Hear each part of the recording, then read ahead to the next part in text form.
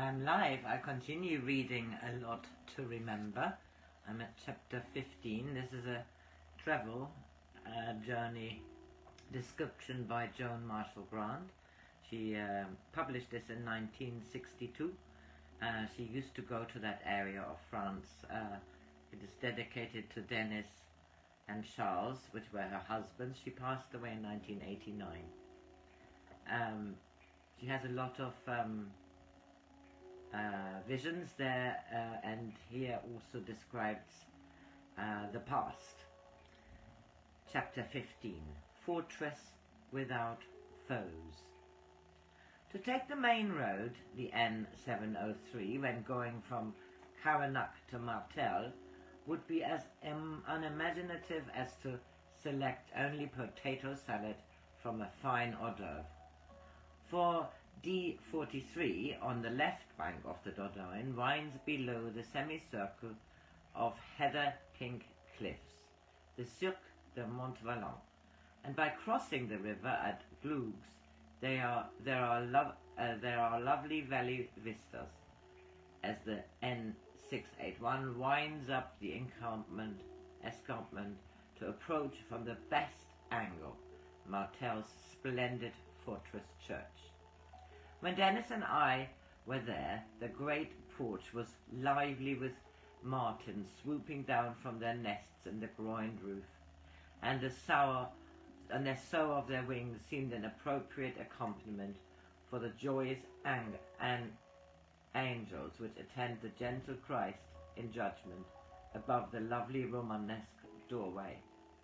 I already had affectionate memories of this sleepy little town, with its 7 towers, its 16th century town hall, its marketplace and medieval houses, encircled by a wide street that marks the site of the walls which guarded it when Henry Courtmantle died here after sacking Roque Amador. But until I went there in May, I did not realize that Martel could boast such an exuberance of roses. Lavender is distilled here, and also the walnut liqueur called Noix, and the local truffles are claimed to be finer even than the truffles of Pertigueux. So it's not surprising that one eats well and sleeps comfortably at the Lion d'Or. It is only 15 kilometers by the N703 to Sorlac, but the D23 winds back to the river to follow it to Cresse, the drowsy village where, dining pleasurably under the plane trees of the Restaurant de Lille, I expected to see a herd of cows cross the ancient bridge over a backwater of the Dordogne, until I realized that the incidental music was provided not by approaching cowbells, but by an orchestra of frogs. Saint-Sozy is the next village downstream, and here take the D15, unless you want to visit the caves at La Cave, in which case cross the river and follow the left bank, and afterwards cross it again by the bridge below the Château de la Traîne. This chateau, popular with tourists, is still proudly sited on the cliff, but it has been so completely restored, so lavishly furnished by the new owner, that the effect, to my eye, is as diametric opposite to that so lovingly achieved by Maurice Fanel at the Château de Montal. The Romanesque church of Sainte-Marie at Soulac resulted, so it was widely believed, in the 12th century, from a pact between the devil and a monk called Theophile, who was granted the power to build it for the price of his soul. This pact is immortalized in carvings above the original west door, which is now inside the church, having been transferred there 200 years ago during alterations to the west facade. Theophile can be seen handing the signed deeds to Satan, and is swearing fealty by placing his hands between the hands of his overlord, and also depicted is the happy ending to his story when, after dedicating his church to the Virgin Mary, she flew down from heaven to snatch back the deed and return it to her faithful servitor. But before this benign intervention, Theophile must have been acutely aware of the future he envisaged, and as though the current concept of hell were insufficient, he also distorted the pagan gods further to avoid his mortal. Satan is shown as a skeleton with the head of Pan, who here is not the symbol of the spirit's evolution through animal to man, but the source of panic terror. The 7 deadly sins are equally horrific, but there is one carving not inspired by fear. The pillar of the doorway, honored among sculptors, the vividly alive, ecstatic, dancing Isaiah. From Sulak goes south for 20 kilometers on the N20, and then, soon after Pairak, turn west onto the N673, which in another 57 kilometers through Gourdon and Gazaus brings you to the hamlet of Saint-Martin-le-Redon, where the D158 leads up to the magnificent castle of Bongagur. Bongagur is much more than a castle. It's a man's hopes and his fears transmuted into stone. The man was Béranger de Roquefeuille, who was born in 1448, when already the bastions of the Middle Ages were being swept aside by the glittering title of the Renaissance. He was 5 when the 100 Years' War came to an end, leaving the English with Calais as a last outpost of the slowly dwindling possessions, which 3 centuries earlier had been greater than those ruled over by the King of France.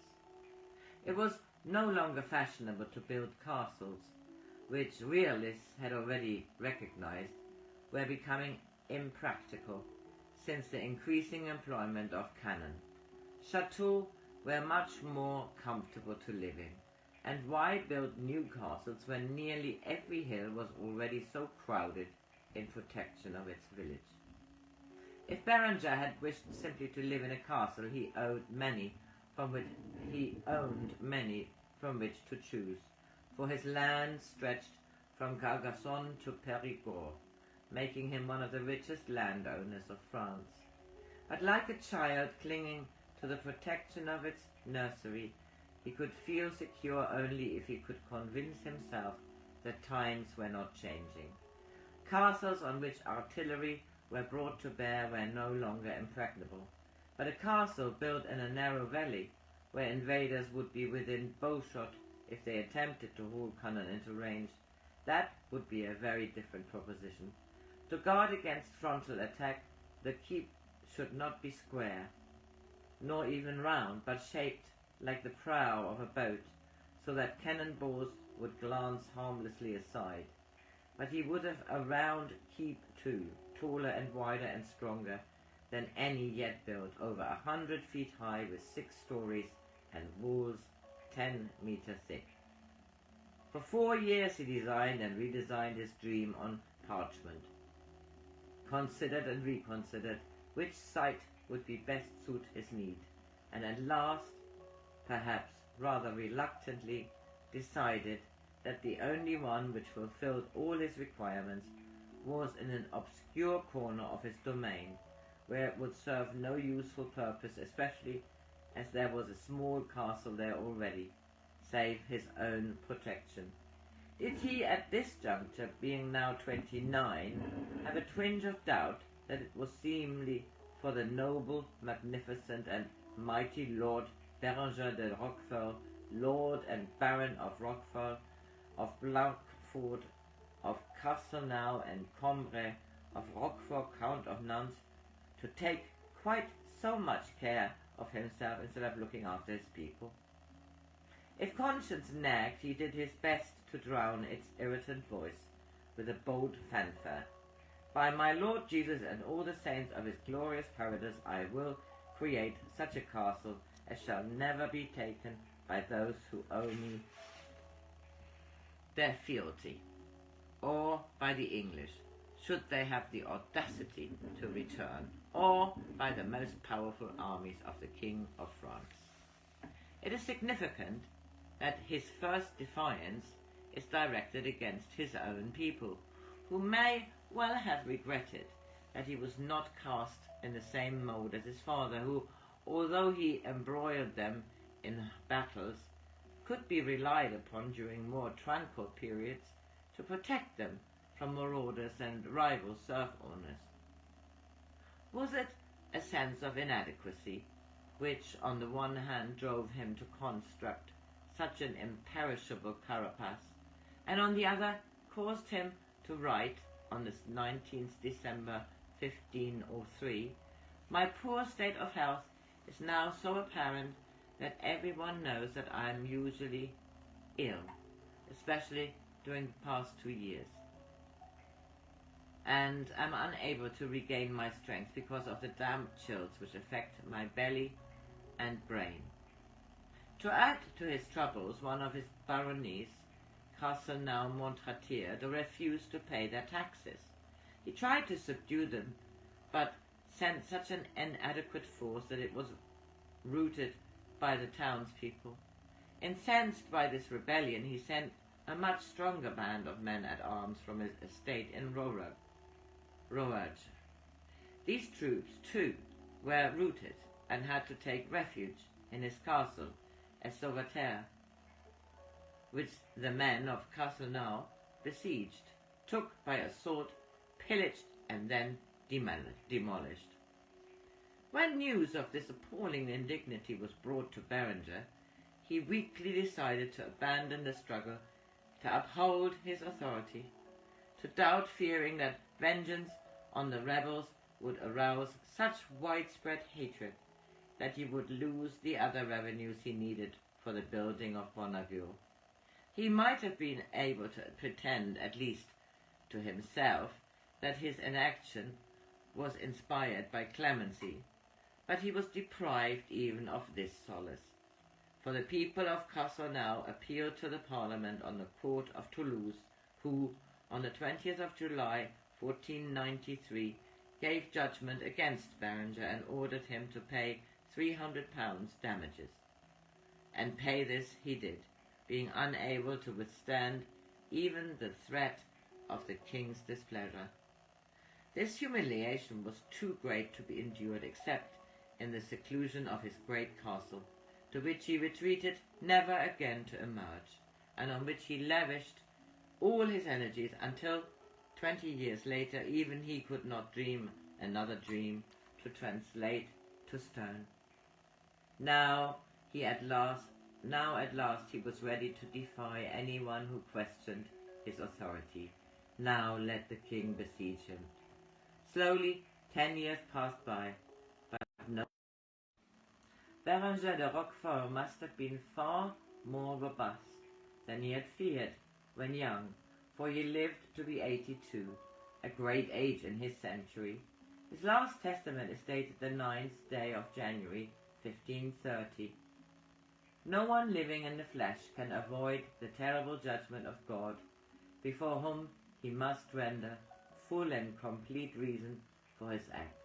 So, when nothing is more certain than his death, and nothing more uncertain than his next hour, the wise man does not defer commands which concern his soul, his body, his personal possessions, and his lands.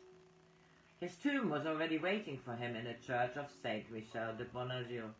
Now he gave instructions that his body was to be put into it, neither with a pall of clothes of gold, nor hearse, nor torches, nor funerary candles, nor pennons of the coats of arms of my nobility, but there shall be present 120 priests or clerics of churches of good fame to pray for my soul.